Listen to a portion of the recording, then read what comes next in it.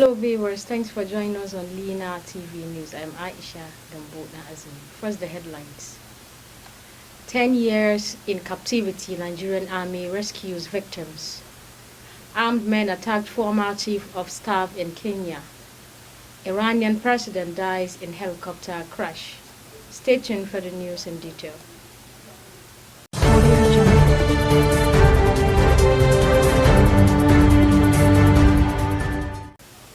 10 years after abduction, a total of 386 persons, mostly women and children, have been rescued by the Nigerian Army in Sambisa Forest of Borno State.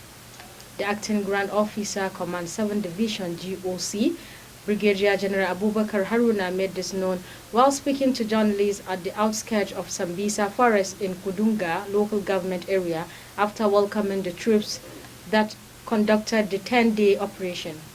Haruna said the operation tagged Operation Desert Sanity 111 was to clear Sambisa Forest of the remnants of all categories of terrorists as well as provide those willing to surrender an opportunity to do so.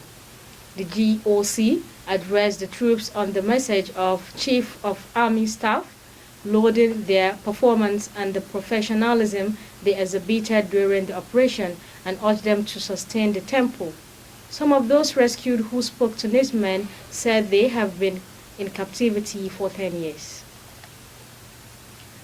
Armed men in military uniform have attacked the residence of Vital Kamerhe, former chief of staff of Felix Tshisekedi, president of Congo.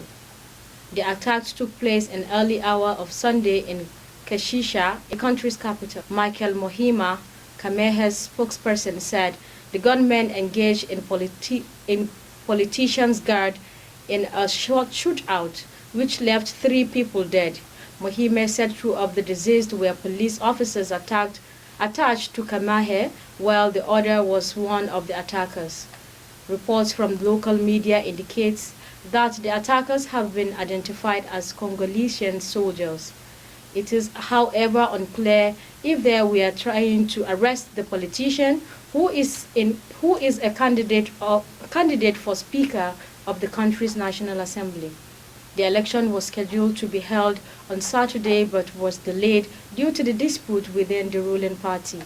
In a statement, Mohime said Kamerhe, a former vice prime minister of the economy, and his family are safe and their security has been reinforced. Iranian President Ibrahim Raisi and Foreign Minister Hossein Amir Abdul have died in a helicopter crash. A total of 9 people, including a provincial governor, were on board when the aircraft went down in northern Iranian East Azerbaijan province.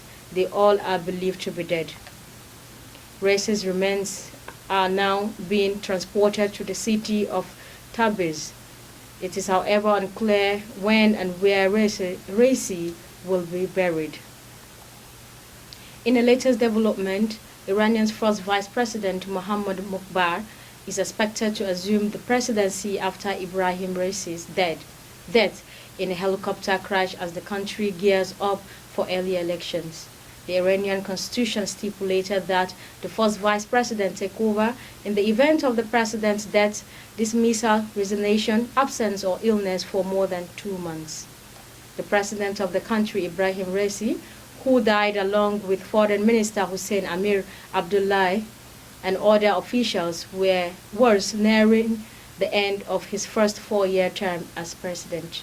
Mukhbar's interim appointment requires the approval of Iran's supreme leader Ayatollah Ali Khamenei, who has the final word in all state affairs. Presidential elections to pick a permanent successor are to be held within 50 days, according to the constitution. A council made up of the parliament's speaker, head of the judiciary, and the vice president are to be tasked with organizing the national vote. Mukhbar, 68, was appointed vice president when Raisi took office in August 2021. The vice president was born in Dizful city in the southwestern province of Khuzestan, where he held several official positions. Iranians head to the polls of 4 presidential elections every 4 years since the Islamic Republic first vote in 1980.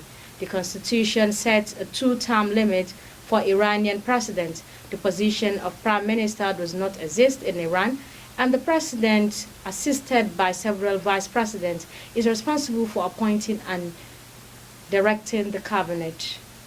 And that's about the size of our package on Lina TV News today.